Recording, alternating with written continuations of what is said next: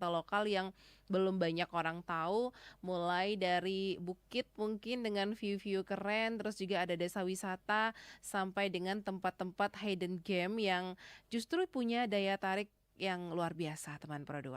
Nah menariknya lagi sekarang justru banyak anak muda yang punya peran besar untuk ngenalin tempat-tempat itu lewat media sosial, komunitas, event, bahkan cuman dari upload video yang menarik aja sebuah tempat wisata itu sudah langsung viral dan didatangi oleh banyak wisatawan.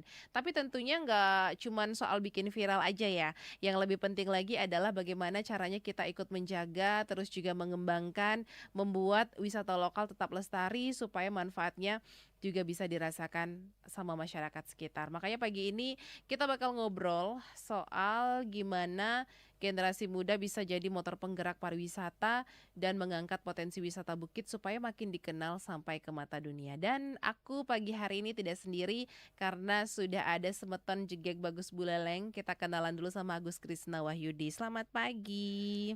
Halo Kak Ita, selamat pagi. Apa kabar hari ini Agus? Astongkare sehat selalu.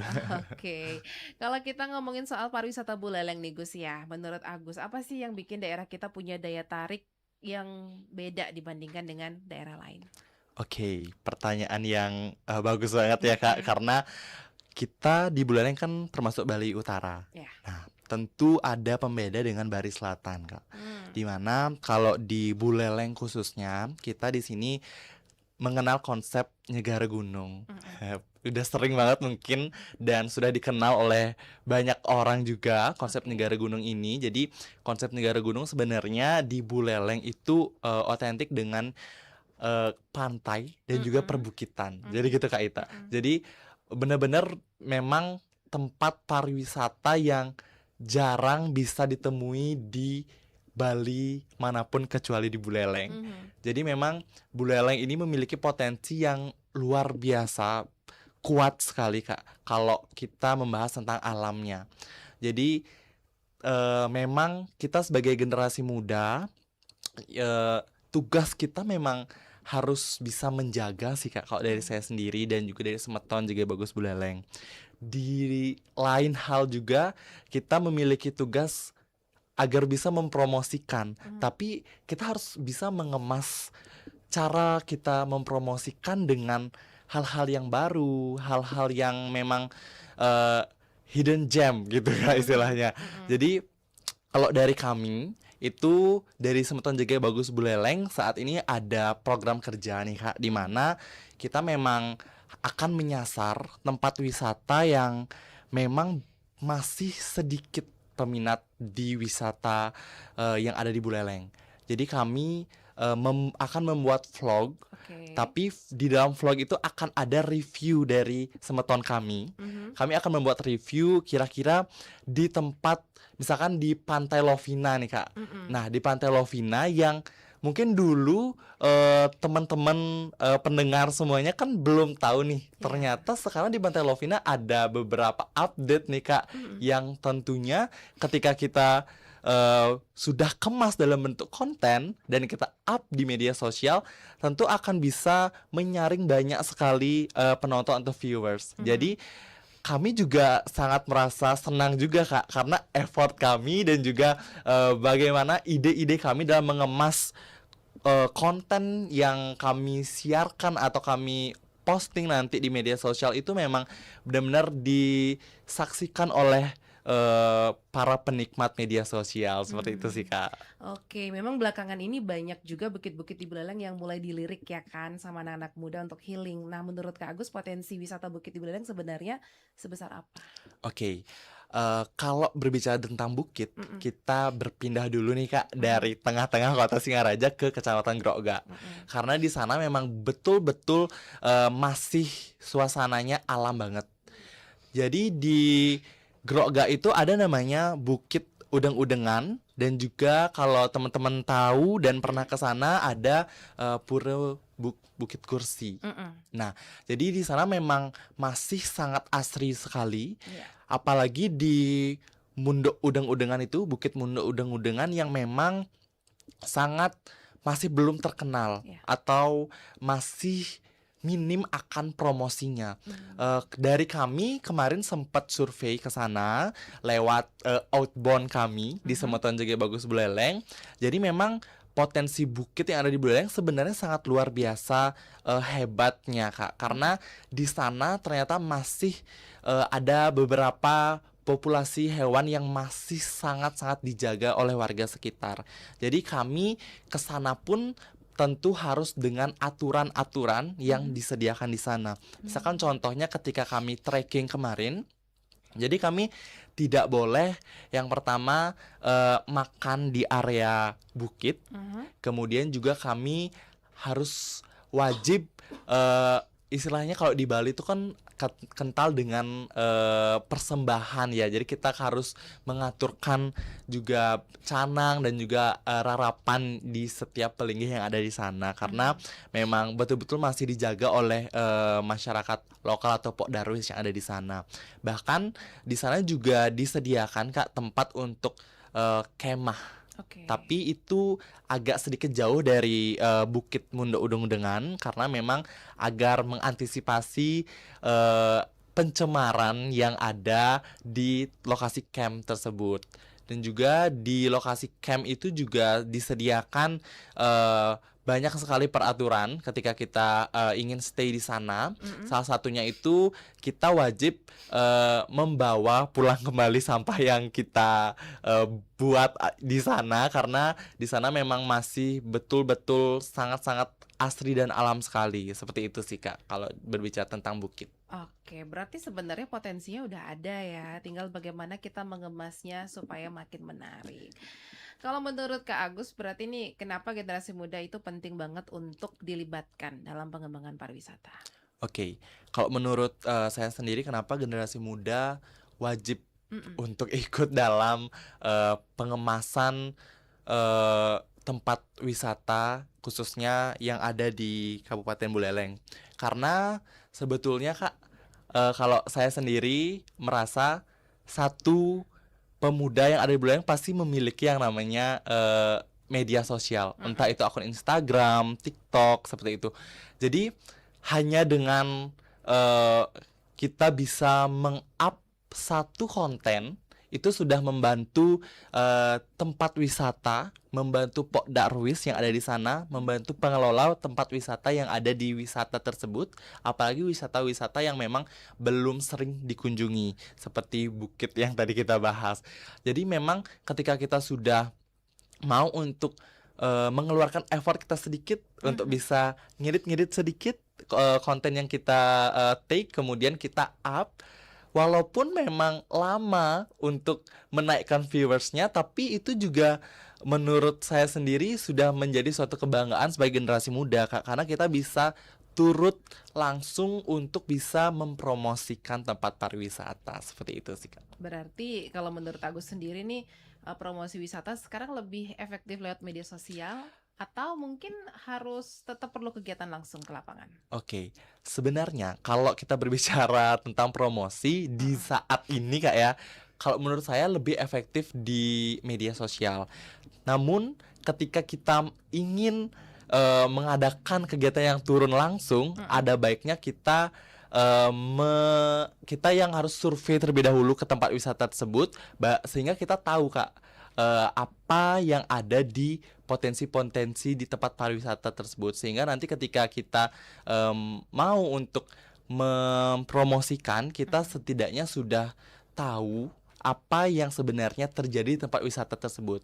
Istilahnya Oke. nanti kita agar tidak miskom ketika Mhm. kita, ingin mempromosikan secara langsung, namun kita belum tahu pasti apa yang ada sebenarnya di tempat wisata tersebut, gitu. Oke, berarti memang sebenarnya ternyata dua-duanya saling melengkapi Iya. juga gitu ya.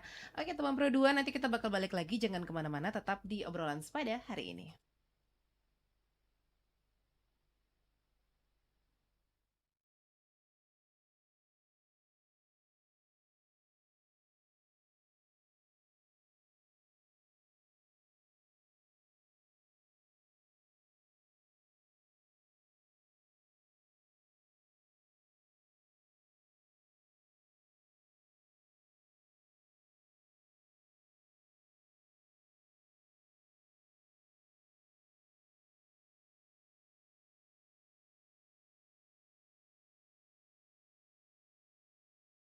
Bersiaplah untuk perjalanan yang belum pernah ada sebelumnya.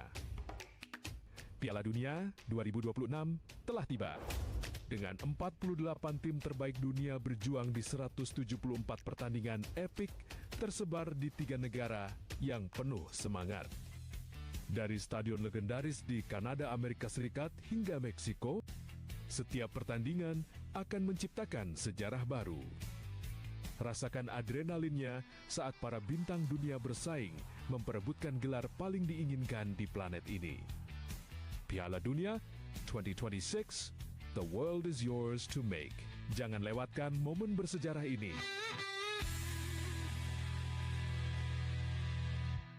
Di pagi yang sibuk ini, Budi sepertinya punya semua waktu di dunia. Tapi sebuah notifikasi kecil akan mengubah segalanya. Satu kecurangan pandang, satu detik yang sepertinya tidak penting. Fokusnya terbagi, bahaya mengintai. Astaga.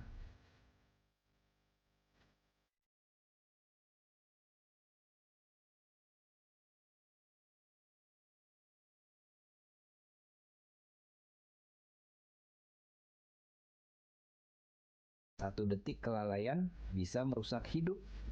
HP bisa menunggu, tapi hidup tidak. Jangan biarkan HP mengendalikan hidupmu. Fokus saat berkendara, pulang dengan selamat. Jangan bermain HP saat berkendara. Halo teman-teman, kenalkan ini Cici, ikan kecil yang tinggal di sungai yang indah dan jernih ini. Bagi Cici dan teman-temannya, sungai ini adalah rumah terbaik untuk bermain setiap hari. Tapi lihat, tiba-tiba banyak benda aneh yang jatuh dari atas. Duh, apa itu ya? Sampah plastik mulai menutupi rumah Cici. Airnya jadi tidak segar lagi untuk bernapas. Teman-teman Cici mulai kesulitan mencari makan dan bermain karena tumpukan sampah ini. Aduh, kasihan Cici.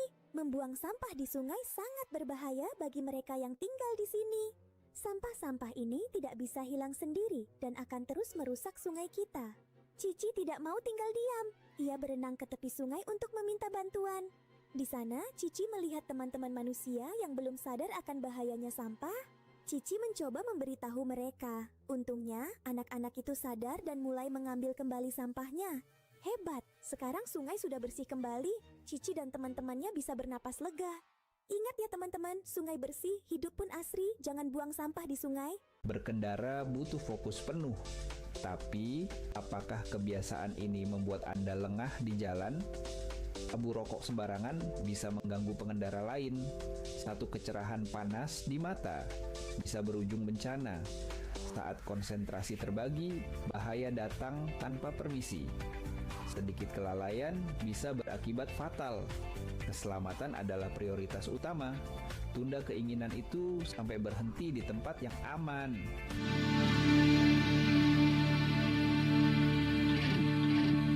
Oke, terima kasih teman Pro 2, kamu masih mendengarkan obrolan pada hari ini. Aku masih bareng Agus dari Semeton juga Bagus Buleleng. Kita masih ngomongin tentang gimana sih anak muda bisa jadi motor penggerak pariwisata. Kalau tadi kita udah bahas soal potensinya dan juga peran dari generasi mudanya, sekarang kita bakal ngobrol soal tantangan ya. Mungkin kalau kita ngomongin tantangan nih Gus, apa yang paling sering Agus lihat dalam mengembangkan wisata lokal, khususnya wisata bukit?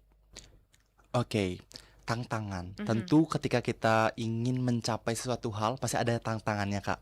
Nah, kalau berbicara tentang bagaimana sih tantangan dalam mempromosikan, apalagi tempat wisata yang memang belum dikenal oleh banyak orang.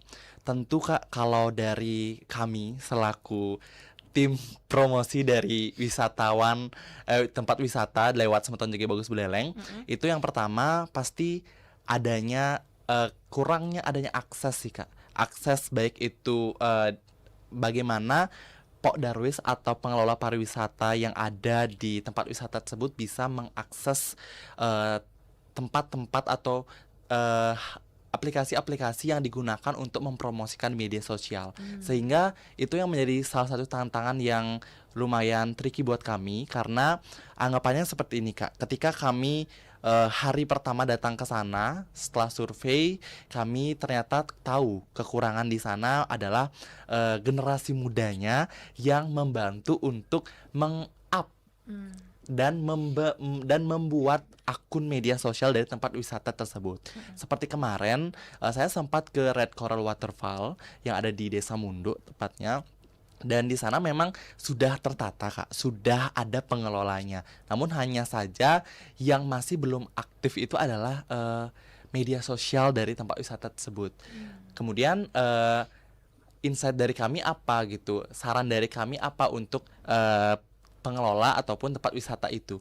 Jadi kami memberikan saran bahwa nggak apa-apa kita buatkan akun Instagram atau akun TikTok di tempat wisata tersebut, tapi pengelolanya generasi muda yang memang mampu untuk mengelola media sosial itu. Karena kan tidak semua tempat-tempat wisata yang ada di atas-atas atau lebih tepatnya agak terpencil dan susah untuk dijangkau karena Buleleng itu kan sangat luas, Kak ya. Ketika kita main ke satu kecamatan pasti ada tempat wisata yang rasanya belum bisa kita tuju karena kurangnya akses. Seperti itu yang pertama. Terus yang kedua, biasanya seringkali, Kak, tempat wisata yang hampir ingin kita kunjungi itu tidak ada di Google Maps. Nah, dan kita sebagai generasi muda hanya bisa mengajukan ke dinas bahwasanya ternyata di tempat wisata A belum ada akses Google Maps yang memadai. Jadi mungkin hanya sekedar sampai di depan gangnya saja nih, Kak. Jadi belum masuk dia Google Maps-nya sampai ke area tempat wisata. Mungkin itu menurut Agus yang menjadi tantangan untuk wisatawan-wisatawan yang datang, khususnya wisatawan luar Bali sih, Kak. Karena mereka kan masih istilahnya sangat-sangat abu-abu ketika datang ke tempat wisata itu gitu. Berarti memang bukan soal tempatnya aja ya, Ya, tapi betul. bagaimana pengelolaannya juga. Nah, kalau boleh berandai-andai nih Gus ya, kira-kira inovasi apa yang paling ingin Agus lihat dilakukan anak muda untuk mengembangkan wisata khususnya di Buleleng? Oke, tentu, Kak, ada banyak sekali sebenarnya inovasi-inovasi yang harusnya generasi muda bisa berikan untuk sebuah destinasi wisata. Nah, tapi di sini kita tidak akan berandai-andai, Kak, karena Agus akan menyampaikan satu hal yang atau satu ide yang sudah terrealisasi. Jadi kami sebelumnya itu memang sempat bekerja sama dengan Plan Indonesia. Jadi kami mengadakan wisata aman bencana. Mungkin sebelumnya sudah sempat didiskusikan juga di sini. Tapi kami ada satu hal yang sangat-sangat berkesan tidak hanya untuk tempat wisata, untuk wisatawan dan juga untuk pengelola. Yaitu kami di sana menyediakan tempat-tempat atau petunjuk-petunjuk aturan-aturan yang harusnya dilakukan wisatawan ketika berkunjung ke tempat wisata. Memang itu sering tidak terfokuskan oleh wisatawan asing atau wisatawan lokal. Tapi ketika aturan-aturan itu tidak ada di tempat wisata, seringkali ketika amit-amit ya, Kak, ketika ada bencana nanti di alam itu kita akan seringkali panik karena kita tidak mengetahui di mana titik berkumpulnya ketika ada sebuah bencana atau di mana sih tempat aman di lokasi wisata itu gitu. Jadi kemarin kami sempat memasang beberapa pelang petunjuk, kemudian juga tempat lokasi di mana ketika ada bencana nantinya kita bisa dipindahkan ke tempat tersebut seperti itu. Oke, tapi kan kadang ada nih tempat yang memang viral, tapi beberapa bulan kemudian sepi lagi. Nah, menurut Agus kira-kira supaya wisatanya itu bisa bertahan, kira-kira apa yang harus dijaga? Oke, ketika tempat wisata yang hanya viral beberapa bulan, kemudian selanjutnya malah minim yang datang, berarti sustainable tourismnya masih belum baik. Jadi belum ada pariwisata berkelanjutan di dalamnya. Sebetulnya kalau dari pandangan aku sendiri mengenai hal tersebut, dari hal-hal yang kecil dulu deh, Kak. Ketika kita berkunjung ke sana, kita harus tahu dulu apa yang sebaiknya kita lakukan di sana. Misalkan di pantai, ternyata di pantai A itu kita hanya boleh duduk-duduk, dan juga ketika makan kita harus membuang sampah pada tempatnya, dan di sana tidak boleh berenang karena ada aturan memang tidak boleh berenang di sana. Jadi itu harus kita tahu dulu, Kak. Nah, kemudian ketika kita sudah tahu itu, kita akan bisa mengelola dalam diri kita sendiri. Oh, ternyata di sana kita tidak boleh melakukan A, B, C dan segalanya. Karena terkadang, Kak, wisatawan itu ketika sudah sekali datang ke tempat wisata itu, maka mereka sudah akan merasa puas. Terkecuali ketika tempat wisata tersebut didatangi oleh warlocknya atau warga lokalnya. Mungkin itu akan bisa membuat pariwisata itu akan berkelanjutan atau sustainable tourism. Itu sih, Kak. Oke, kita sudah punya beberapa pertanyaan yang masuk di WhatsApp di 081 139 91054. Ada yang mau bertanya, Kak Agus, kalau harus memilih nih, lebih penting bikin wisata viral dulu atau fasilitasnya dibenahi dulu? Oke, keduanya hal yang sangat perlu diutamakan sebenarnya. Tapi kalau dari saya sendiri, lebih baik ke fasilitasnya dulu sih, Kak. Karena ketika fasilitas sudah mantap dan oke, ketika kita mencoba untuk mempromosikan pasti akan lebih mudah dan lebih gampang. Oke, Gitu. dua-duanya penting berarti Iya, ya. betul. Oke, satu lagi, kesalahan yang paling sering dilakukan wisatawan saat datang ke tempat wisata alam apa sih, Kak? Oke, satu kesalahan, nggak satu sih, Kak, banyak sih Banyak ya? biasanya. Beberapa kesalahan yang dibuat oleh wisatawan ketika ada di wisata alam itu sih kurang peka dengan apa yang ada di sekitar tempat wisata itu. Misalkan kalau di Bali kan memang kental dengan budayanya ya, Kak. Jadi memang kita harus bisa istilahnya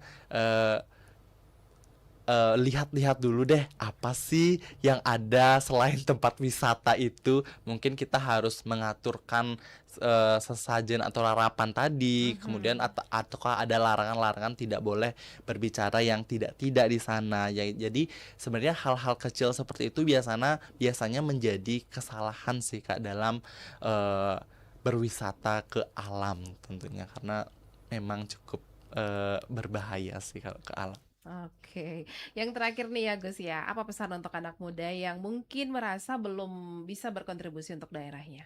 Oke, berkontribusi atau memberikan ide itu tidak harus ikut organisasi A, B, C, dan E, Kak. Ya. Tapi bagaimana dari diri kita sendiri mampu yang pertama menjaga, kemudian yang kedua juga bisa merasakan, bisa memiliki tempat wisata itu dari hati yang paling dalam. Karena ketika kita tinggal di tempat wisata itu tapi kita belum memiliki rasa bahwa wow, ternyata saya tinggal di tempat wisata ini dan memiliki potensi yang sangat luar biasa besar. Jadi memang benar-benar saya harus menjaga ini, baik itu dari menjaga kualitas kebersihan lingkungan yang ada di tempat wisata itu, kemudian juga bagaimana juga nanti ketika ada wisatawan yang datang ke sana, kita bisa membantu dengan memberitahu. Misalkan wisatawan tersebut belum tahu arahnya kemana sih kalau ke tempat wisata ini, oh bisa Pak, tinggal belok kanan. Itu juga bisa salah satu kontribusi yang bisa kita berikan sebagai generasi muda yang memang melek di media sosial untuk saat ini gitu sih, Kak. Oke, wah berarti memang kontribusi sekecil apapun itu tetap punya arti gitu Betul. ya. Terima kasih Agus, nggak kerasa teman Pro 2 obrolan kita hari ini tinggal sedikit lagi ya. Mungkin dari obrolan aku bareng Agus ini kita belajar kalau pariwisata bukan cuma tanggung jawab pemerintah atau pelaku wisata aja, anak muda juga punya peran yang besar untuk mengenalkan, menjaga sekaligus mengembangkan potensi daerah yang kita punya. Terima kasih Agus waktunya hari ini ya. Terima kasih kembali, Sudah Kak. berbagi cerita, inspirasi pagi hari ini. Semoga deh ya makin banyak anak muda yang berani bergerak dan juga berkarya untuk ikut membawa wisata lokal kita lebih dikenal luas ya. Astungkar. Terima kasih juga teman Pro 2. Sampai ketemu lagi di obrolan sepada berikutnya. Bersiaplah untuk perjalanan yang belum pernah ada sebelumnya. Piala Dunia 2026 telah tiba. Dengan 48 tim terbaik dunia berjuang di 174 pertandingan epik tersebar di